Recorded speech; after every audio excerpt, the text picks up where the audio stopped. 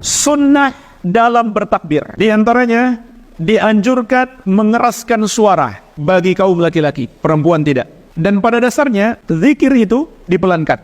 Khusus untuk hari-hari ini dikeraskan. Sebagaimana diriwayatkan Al-Bukhari, wa kana Ibnu Umar wa Abu Hurairah yakhrujani ila suq fi ayyamil ashr yukabbirani wa yukabbiru an-nasu bi takbirihima.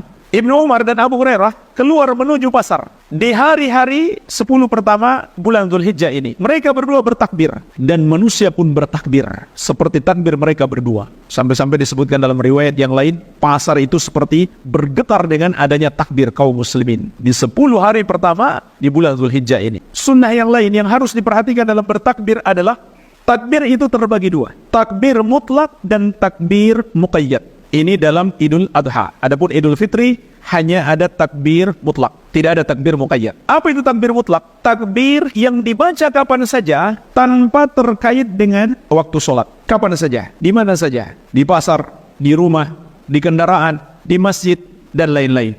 Kecuali tentunya di WC, di tempat-tempat kotor, tidak boleh dilafazkan tapi dalam hati. Yang kedua, takbir muqayyad, takbir yang terkait dengan waktu sholat, yaitu sholat 5 waktu. Maka dua bentuk takbir ini waktunya beda. Takbir mutlak waktunya adalah tanggal 1 Dzulhijjah sampai 13 Dzulhijjah, sampai terbenam matahari. Adapun takbir muqayyad, takbir yang kita lakukan setelah sholat, waktunya adalah dimulai ba'da subuh hari Arafah, tanggal 9 Dzulhijjah. Terus kita lakukan setiap habis sholat sampai ba'da asar 13 Dzulhijjah. Setiap habis sholat kita bertakbir. Adapun Idul Fitri tidak ada habis sholat. Takbirnya mutlak, kapan dan di mana saja. Tidak ada pengkhususan habis sholat. Dan waktunya pun lebih singkat. Mulainya sejak terbenam matahari terakhir Ramadan sampai mulai sholat Idul Fitri. Jadi itu pembagian waktunya, mutlak dan muqayyad. Begitu pula ini disunahkan bagi selain jamaah haji. Adapun jamaah haji yang disunahkan untuk mereka adalah memperbanyak talbiyah. Jadi bukan memperbanyak takbir, tapi talbiyah. Labbaik Allahumma labbaik, labbaik la syarika laka labbaik, innal hamda wa ni'mata laka wal mulk la syarika lak. Nanti masuk tanggal 10 Dzulhijjah, ketika melempar jamrah Aqabah, barulah mereka dianjurkan memperbanyak takbir. Adapun sebelum itu, mereka memperbanyak talbiyah. Tapi boleh mereka padukan dengan takbir,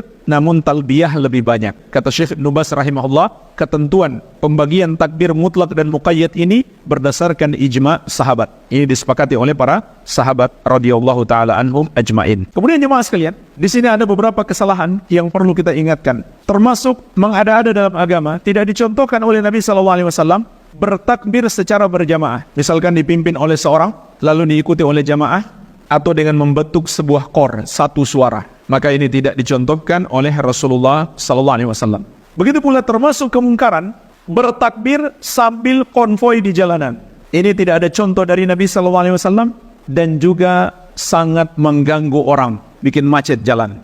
Ini dosa besar dengan sengaja membuat macet jalan dengan melakukan amalan yang tidak disyariatkan. Dan yang paling parah adalah bertakbir dengan nyanyian dan alat-alat musik. Bahkan sebagian ulama menyebutkan ini termasuk kekafiran. Tentu orang yang melakukannya karena dia bodoh, dia jahil, mendapatkan uzur. Kita tidak kafirkan. Tapi perbuatannya ini sampai tingkat kekafiran. Kenapa? Karena ini termasuk penghinaan. Karena nyanyian dan musik hukumnya haram. Bagaimana mungkin seseorang bertakbir mengagungkan Allah sambil berbuat maksiat?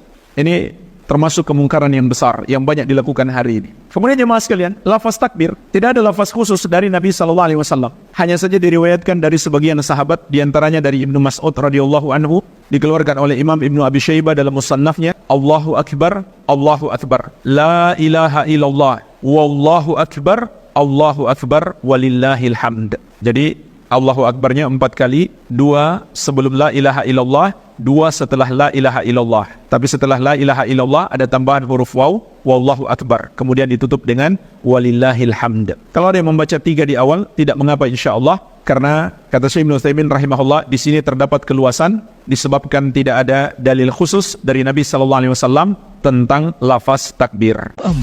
Pelopor bagian sunnah Asia Tenggara.